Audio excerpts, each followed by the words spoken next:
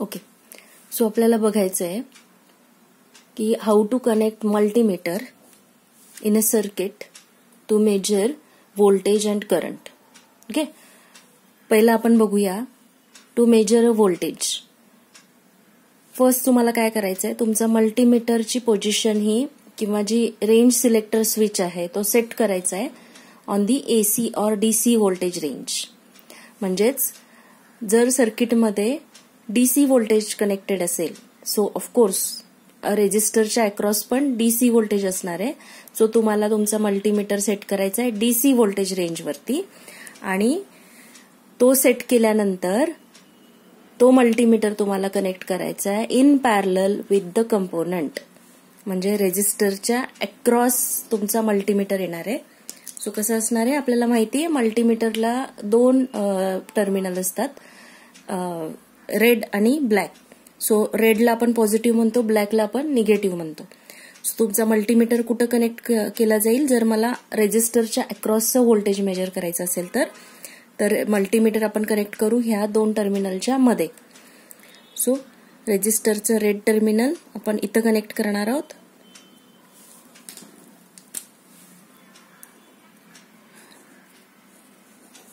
आणि मल्टीमीटरचं black terminal आपण रेजिस्टरच्या दुसऱ्या एंडला कनेक्ट करणार आहोत. आणि जर आपण व्होल्टेज मेजर करतोय तर त्याला आपण म्हणतोय व्होल्टमीटर.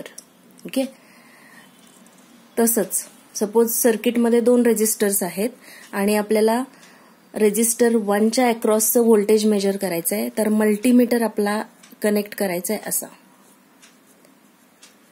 Across the resistor. जर आपल्याला रेजिस्टर 2च्या अक्रॉसचं व्होल्टेज मेजर करायचं आहे तर आपण मल्टीमीटर कनेक्ट करणार आहोत रेजिस्टर 2च्या अक्रॉस. म्हणजे तुमचा मल्टीमीटर इथे येणार आहे. मल्टीमीटरचा एक टर्मिनल इथे, दुसरा टर्मिनल R2च्या दुसऱ्या एंडला. ओके, म्हणजे आपण सर्किट बिल्ड केल्यानंतर जर व्होल्टेज मेजर करायचं असेल तर आपण सर्किटला कुठेही तोडत नाहीयेत, सर्किट कुठेही ब्रेक करत नाहीयेत, आपण डायरेक्टली व्होल्टमीटर कनेक्ट करू शकतो. ओके, आता बघूया आपल्याला करंट मेजर करण्यासाठी काय करावं लागेल.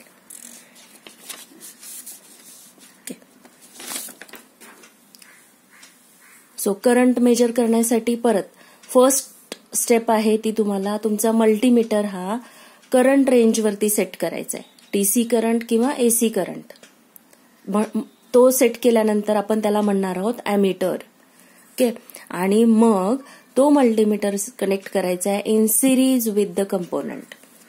मग कसं, सपोज हे आपलं सर्किट घेतलं मी, ह्या सर्किटमधून हा फ्लो होणारा करंट आहे तो मला मेजर करायचा आहे.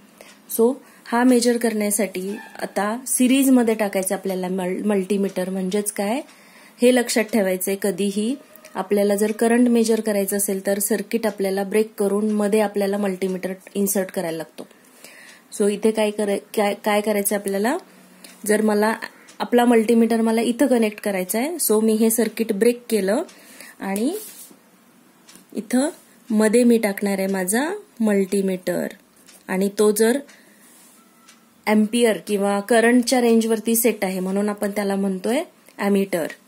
तर अॅमीटरचं रेड टर्मिनल आहे ते आपण पॉवर सप्लायच्या पॉझिटिव्हला कनेक्ट करणार आहेत. अॅमीटरचं ब्लॅक टर्मिनल आहे म्हणजेच निगेटिव्ह, ते आपण रेजिस्टरच्या एका एंडला कनेक्ट करणार आहोत. सो जो इथं डिस्प्ले दिसेल तो असेल करंट फ्लोईंग थ्रू दिस सर्किट. सेम जर आपण ह्या सर्किटमध्ये बघितलं, आपल्याला माहिती आहे R1, R2 आणि I टोटल हे तिघं जण डिफरंट असणार आहेत. तर कसे मेजर करायचे, ह्या सर्किटमध्ये जर सपोज आपल्याला I टोटल मेजर करायचं आहे तर काय करावं लागणार आहे, I टोटल इथून इथपर्यंत फ्लो होतोय. सो इथलं सर्किट आपल्याला ब्रेक करावं लागणार आहे आणि तिथे आपल्याला इन्सर्ट करायचं आहे आपला मल्टीमीटर. मल्टीमीटरचं रेड टर्मिनल, मल्टीमीटरचं ब्लॅक टर्मिनल. तर इथं जो डिस्प्ले दिसणार आहे तो असणार आहे तुमचा I टोटल किंवा टोटल करंट इथून जो सप्लायमधून बाहेर पडणार आहे तो इथे डिस्प्ले होणार आहे. आता सपोज मला ह्याच सर्किटमध्ये R1 मधून फ्लो होणारा करंट मेजर करायचा आहे, म्हणजेच I1 मेजर करायचा आहे. तर काय करावं लागणार आहे आपल्याला, इथली वायर आहे ही ब्रेक करावी लागेल आणि इथं मध्ये आपल्याला ॲमीटर टाकावं लागेल. जसं ह्या सर्किटमध्ये जर तुम्ही बघितलं तर सगळं सर्किट सेम ठेवलंय. इथं वायर ब्रेक केली आणि इथं मध्ये आपण मल्टीमीटर इन्सर्ट केलंय. ओके, मल्टीमीटरचं रेड टर्मिनल, ब्लॅक टर्मिनल. आता जर सिमिलर वे जर R2 मधून फ्लो होणारा करंट आपल्याला मेजर करायचा आहे तर काय करावं लागणार आहे, बाकीचं सर्किट कनेक्ट करायचं ॲज इट इज. बाकीचं circuit as it is connect करायचं आहे. जिथला करंट आपल्याला मेजर करायचा आहे तिथे आपल्याला ॲमीटर इन्सर्ट करायचा आहे सर्किट ब्रेक करून. Okay, positive terminal of ammeter, negative terminal of ammeter. So हा जो ॲमीटर आहे तो मेजर करेल current flowing through R2. Okay, thank you.